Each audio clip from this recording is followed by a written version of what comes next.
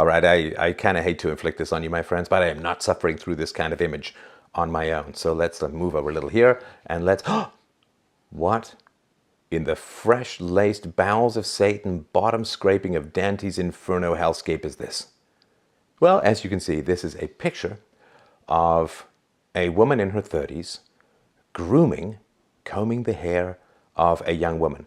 The aforementioned woman in her 30s is naked and is pressing her baby exit parts right up against the godforsaken hellscape of whatever germs happen to be inhabiting the fabric of what looks like a hotel chair. It's like this woman has never seen or heard of any of those blue light exposés of hotel and motel rooms where basically it looks like that the procedure for cleaning the room is to take every body fluid known to man, God, and devil, stuff it in a cadaver, stick cherry bombs up its butt, and blast it onto any surface that could possibly come in contact with human skin. Ugh.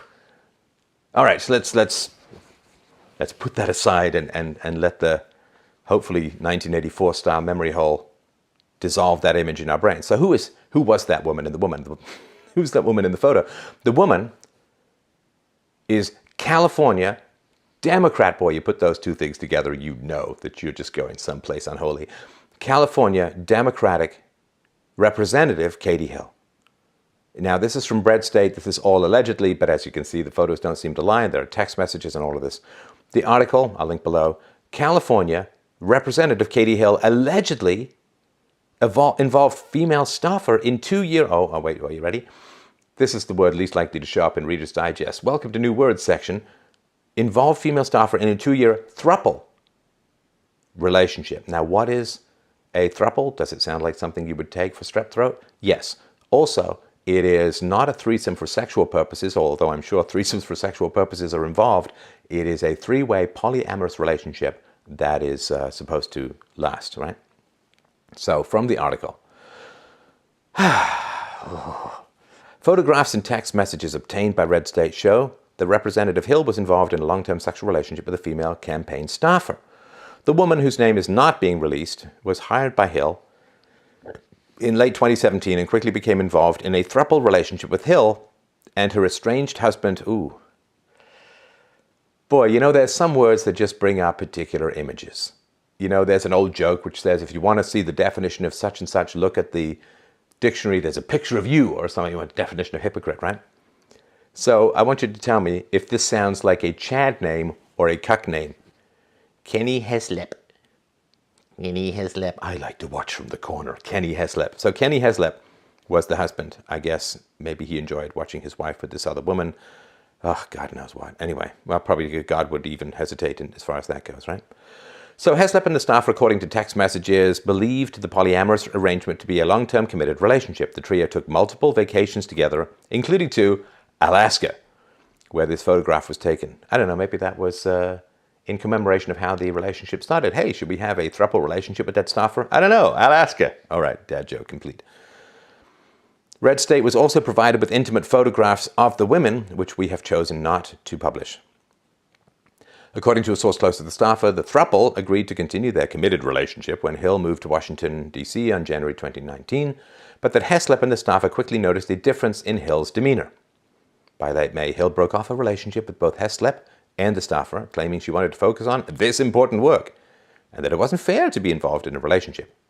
The staffer, as the text messages show, was distraught and trying to figure out how to move on with her life. It's fine. And it's all, 20s drama and all that kind of stuff, which I sort of understand, but all right.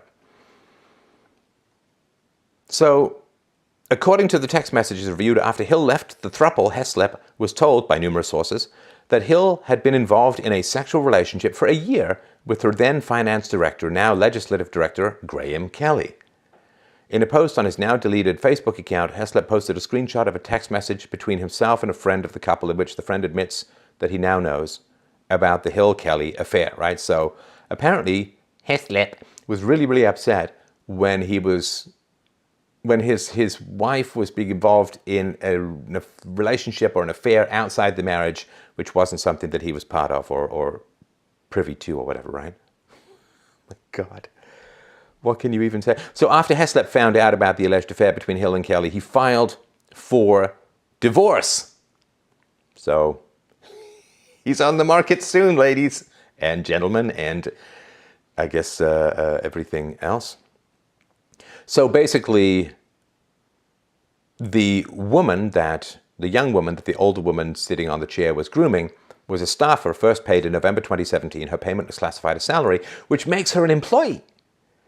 So from the article, California law doesn't expressly prohibit consensual sexual relationships between an employer and a direct report, but it's certainly a murky legal and ethical area.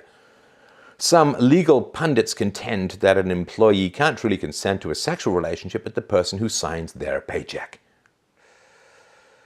Nice job you have there. Be a shame if something happened to it if you didn't join us in the murky green hot tub. I wonder if a woman can get a porn stash. We'll see. Now, also of concern is the alleged throuple relationship is the age differential between Hill, Heslep, and the staffer. The staffer was 22 and a new college graduate when the relationship started. Hill and Heslep were in their 30s, right? So what, they got a good 15 years on her. The congresswoman, well, I guess at that time, not congresswoman, was signing her paycheck, and does she really have as much free choice? You know, everyone's an adult, I get all of that, but more importantly is the questions of national security. Boy, Democrats and questions of national security. If I had $1, hey, don't forget, you can help me out at freedomain.com/donate. Thanks so much, of course, for all of your help.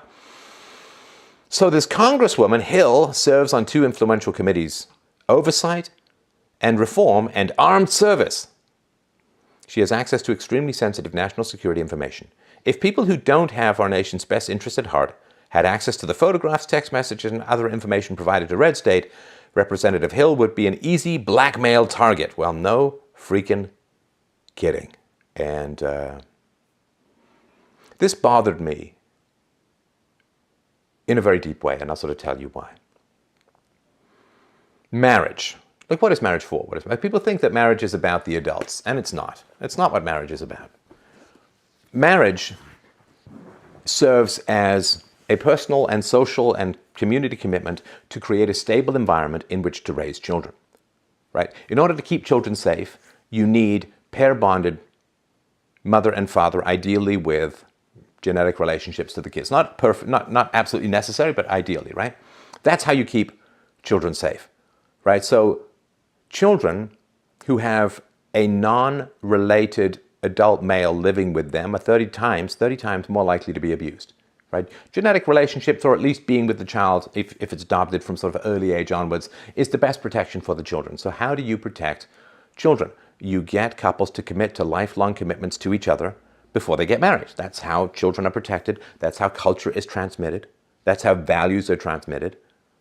That's how all of the hard-won achievements, moral and economic and political, that were fought for and bled for and died for by our ancestors gets passed from generation to generation, which is why if you want to destroy a culture, you must first destroy the family, right? And so that's really, really important. So why do you get together and announce publicly that you're going to stay together forever? Well, it's a signal to your family, to your friends, to your community, that if you run into trouble, they are to help you stay together.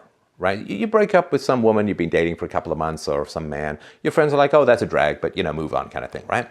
But if you publicly stated you're going to stay together forever, then if you run into trouble, your friends and your family are supposed to help you repair those bonds, right? I mean, in that scene from Goodfellas, although it's a gross movie, that scene sort of where they try and repair the marriage and so on, that's important, right? That's important.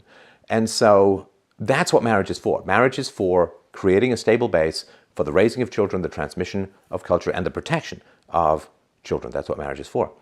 Now, of course, then everyone says to me, oh, well, what about children? Well, sorry, what about people who can't have kids? What about people who are too old to have kids? What about people who don't want kids? Can they still get married? It's like, sure. Yeah, go for it. I mean, I'm not a big one for banning people on anything other than violations of the non-aggression principle. Go ahead and get married. But just recognize that marriage is there for kids. And if you're not in a situation or to have kids, you don't want to have kids, fine, go ahead and get married. But then you're like a bicyclist who's biking on the road, right? So if I say roads are built for cars, and then people say, oh, I can't cross the road, I can't ride my bike on a road. Yeah, I get it. I biked all throughout my 20s to get places. Didn't even get a car till I was in my 30s, my first car ever. So yeah, you can use a road if you're a bicyclist, but just recognize that if there weren't cars, there'd be no roads for you to use. And so You can get married if you want to have nothing to do with kids or can't have kids, sure. But just recognize the institution is there for the protection of children. That's what it's for.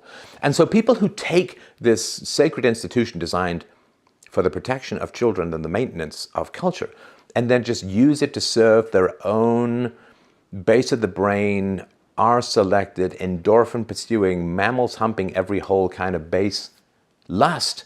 Okay, well, you're just hijacking it for your own selfish pleasures and purposes, and you are to some degree destabilizing the institution as a whole, and therefore you are feeding the continuance of a great culture into the wood chipper of your own bottomless lust. And that is a gross thing to see. It's a gross thing to see in an individual, in a group. It's a really gross thing to see in a lawmaker. And it's a hideous and repulsive thing to see, though still not quite as hideous and repulsive as seeing a woman sitting naked on a hotel chair